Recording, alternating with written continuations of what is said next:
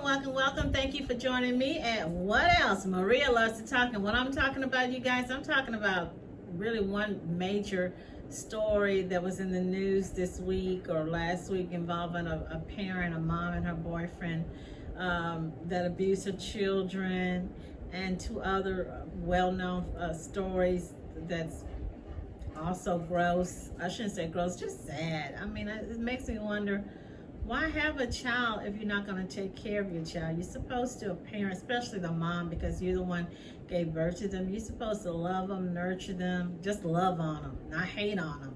So hey, if there's something you're interested in, please stick around. Get you some snacks, get you some water. Do not forget to click like and subscribe. If there's something you're not interested in, or you think, hey, I'm speculating, or I don't know, whatever. There's a billion YouTubers out here, you guys. There's a billion other pages that you can go on or create your own video. So, hey, let's get started, you guys. So I'm going to start with the first one that was really, as you see, I got my little computer out, and no, it's not going to be a long video. So I'm going to start off with the first. To me, these people were psycho. I don't know, they were psycho, demented, or they was missing some screws. And that's David and Louise Turpin, California parents who beat, starved, and held their 12 kids. I don't know if it's 12 kids captive. So they were sentenced. This is from April 19, 2019. This is from, looks like CBS News.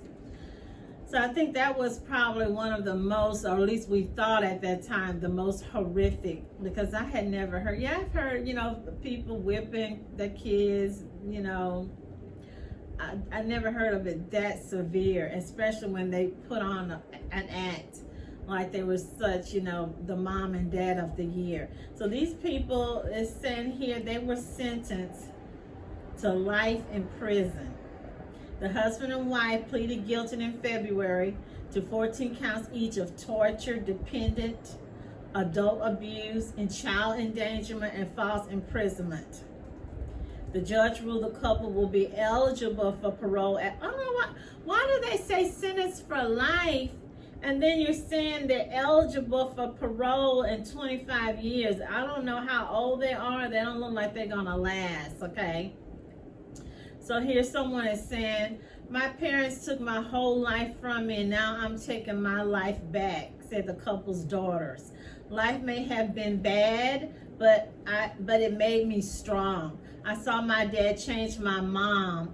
They almost changed me. I'm a fighter, I'm strong. Okay, so that was the one that had escaped, the one that was smart enough, strong enough to escape. And then the dad, I was reading here what the dad said here. Okay, so one of them. So, and I saw this when I used to do classes, and also I had went to some where the children, even though they've been abused, even though they've been, kicked in the gut or whatever, they still love their parents. They still love their parents, and they do not want their parents to get in trouble. So here one of the children is saying, I love both of my parents so much. A statement read in court from another daughter said, God looks at the heart, and I know he sees theirs. I prayed often for them. And that was a beautiful statement, that with all this, she still has love for her parents. Okay, so here it goes on the mama, the mama, evil woman, Louise. She read in court, apologizing to her children. I'm sorry for everything I've done to hurt my children. I love my children so much. Like, wow, woman could really fool me. I want them to know that mom and dad are going to be okay. That's what she said. And then she goes on, I never intended for any harm to come to my children. I hope the very best for my children in the future. Okay.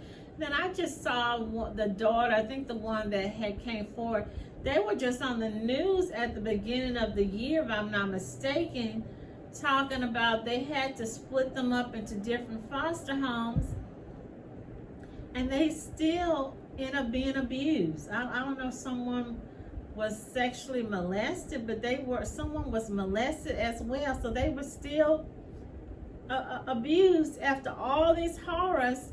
And the foster care put them supposed to be in a home, because when they put these kids in these foster homes, and that's for anybody, these people have been vetted. The mom, the dad, if you have a sister or brother, if you have adult kids that come to your house, they have to vet them. They have to do criminal background checks on them as well. So with all that, these kids was abused in the foster home. Okay, so moving on to the next losers, next criminal diabolical parents. It's an interracial couple, or some people might call them a swirl divestiture couple. Police allege Brian Coulter abandoned the siblings in a filthy home with a rotting corpse. One of the little boy, the youngest child, I think he was autistic.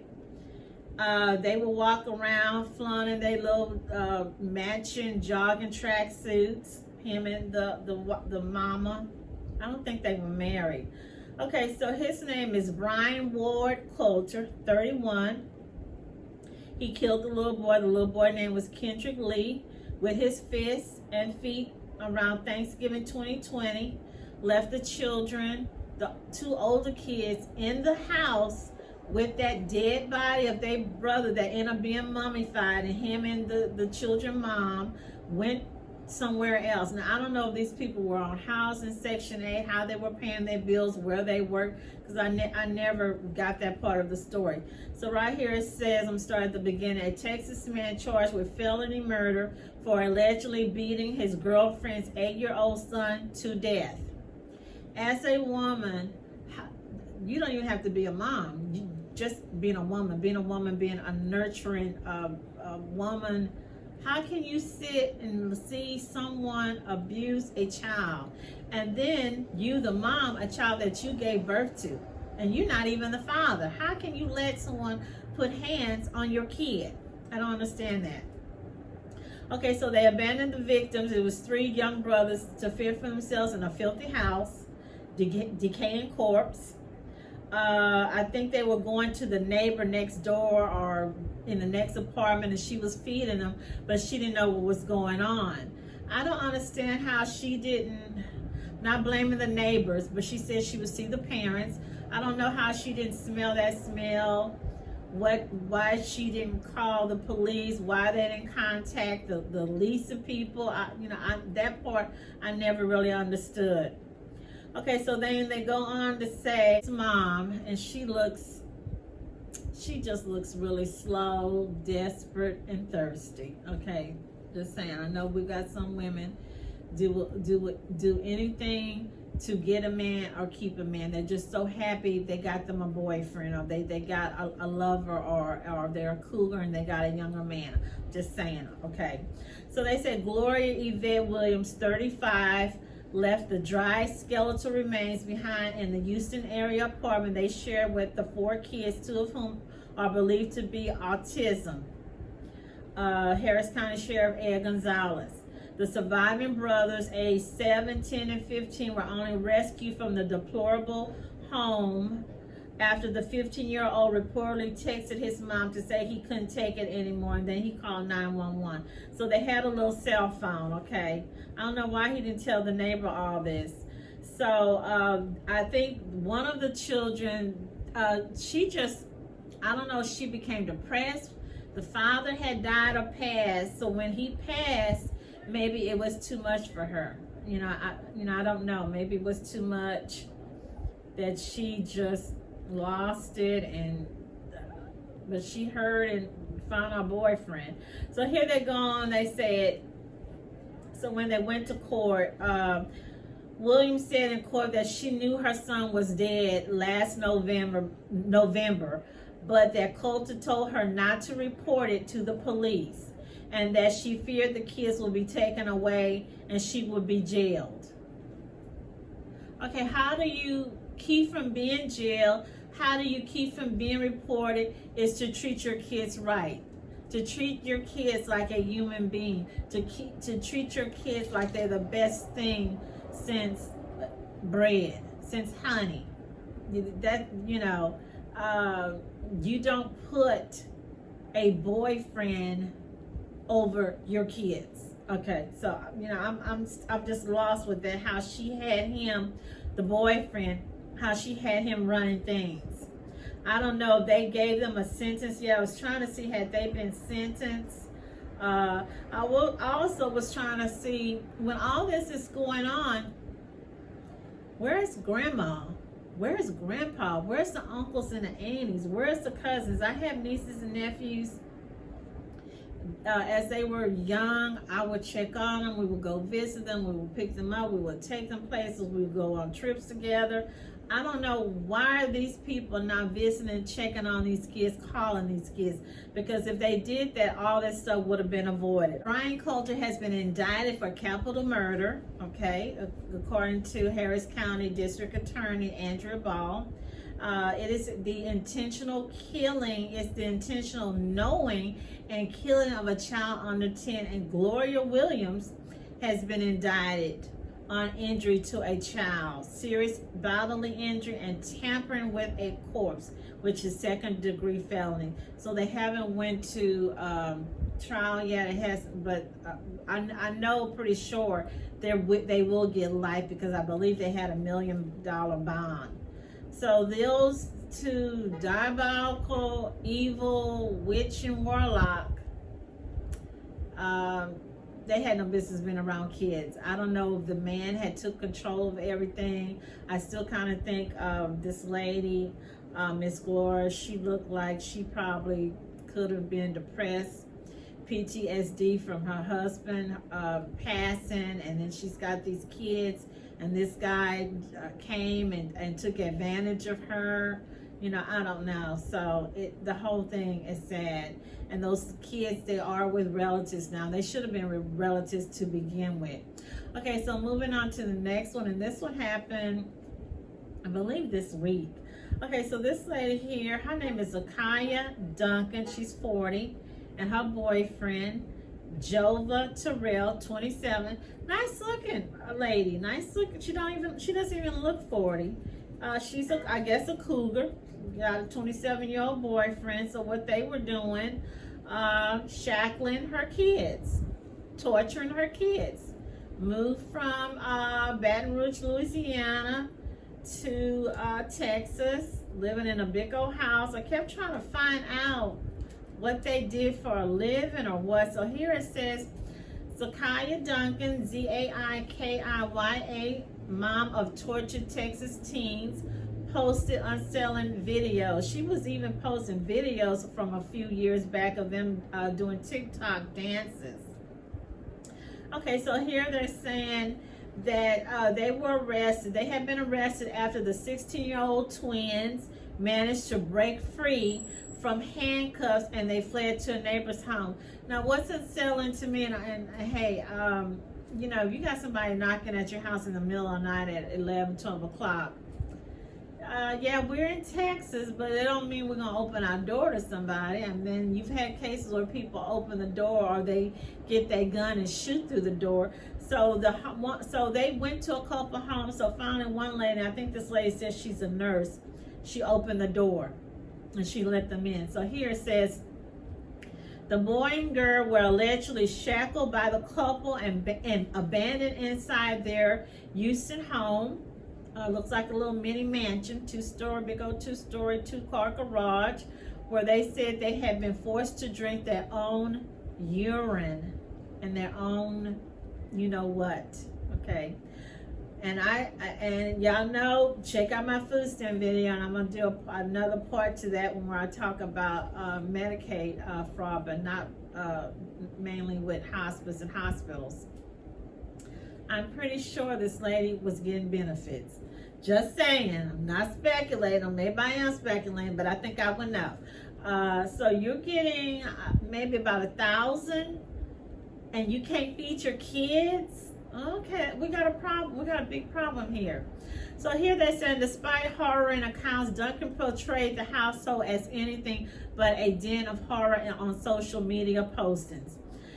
She goes on, I love spending time with my boys, she wrote in April 2021, along with a photo of four of her 6 sons.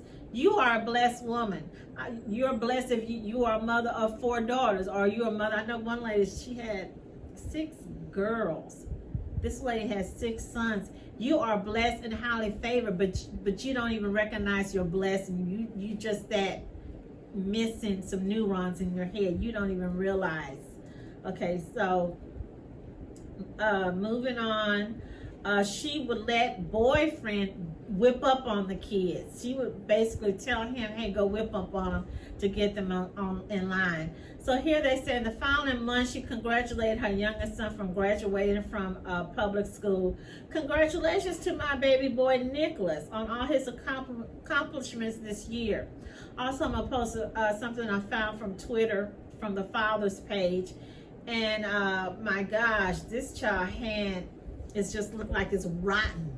It's just rotten. It looks like a hand of somebody 70 or 80 years old. It's so, the skin is just destroyed. So here it goes on. She's doing TikTok. Me and my kids goofing off in one of the videos. She in short shorts, and she's supposed to be a pastor's wife, because when I looked at the husband's page, or the ex-husband, he's a pastor over the choir ministry at their church in Baton. It's not his church. He's a part of the church over youth ministry at that. The only food they were given were sandwiches of mustard, bologna, or relish a couple times a week.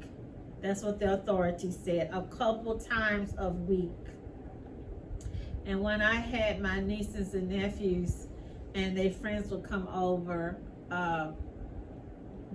they just go in the box, get whatever you want. Or I would put a big plate, spaghetti, or do some chicken, or a big thing of lasagna, or the King Ranch enchiladas. Or normally if I know they have friends come over, I would go to Walmart and pick up on some chips and dips and sodas and whatnot. So I'm just lost how a person, you're not feeding your kids. You're using your toy boy to torture your children. So here they said the boy had found the key to the handcuffs in Duncan's purse and hid it in his mouth, then unlocked himself and his twin, broke the zip ties around their legs, and ran out of the house. I can see this is going to be on Lifetime Movies, and I really want to see it. Once helped by the neighbors, the teens who suffered fractures and were both malnourished were taken to the hospital. I think they said the little girl, her arm was swollen and that her face was messed up or fractured as well. Okay, so here they're saying the family had recently moved into a brand new $600,000 home in Cypress, Texas, with neighbors saying they had only been living there for 2 weeks. Now, what I had read is that the father is in Baton Rouge. It's not his church. He's a member of the church. I think the pastor's name is Pastor Keith. The father remarried, but the father had also had an old case. They had an old case together, allegedly. I don't know, I'm going to say allegedly. I think it was in 2012 or something, abusing the children. So she had already had a history. Then she finds this guy, this Tova guy, and then they are abusing the kids together.